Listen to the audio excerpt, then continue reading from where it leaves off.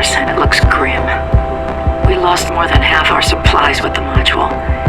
If we don't find some creative solutions, we'll starve before we ever reach Mars.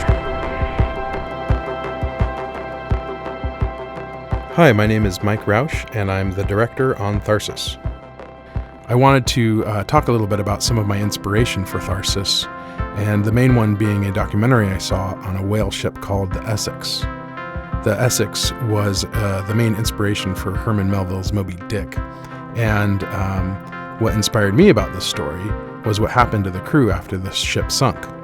They essentially floated around the ocean for 90 days and had to use their fallen crewmates as a resource, so they essentially ended up cannibalizing them. The crew was eventually found in fetal positions sucking bone marrow out of the bones of their crewmate, and I immediately thought, wow, this would be such a cool story if this happened in space, and especially on maybe the first mission to Mars or something like that. Mars. My other point of inspiration was the Apollo 13 mission, which, if you remember, there was a catastrophic event, and they essentially had to get a square air scrubber filter to work in a round slot, and they had to use socks and toilet paper rolls or whatever to make that thing work. I wanted to have sort of this classic 70s style sci-fi art that was updated for the modern audience. Our ship, the Ikitomi, which is our ship in Tharsis, got direct inspiration from shows like Space 1999 and UFO. But I wanted our ship to be a little more contemporary. I wanted it to look like something that could actually be built today that would go to Mars. One thing I really liked about 70s TV sci-fi was they always had these really interesting wall graphics, and it's something I really wanted to bring into Tharsis. You can see here in our med bay, we have basically this same sort of stylings with these big stripes of color with some beige in the background, and this was a direct inspiration from the UFO series.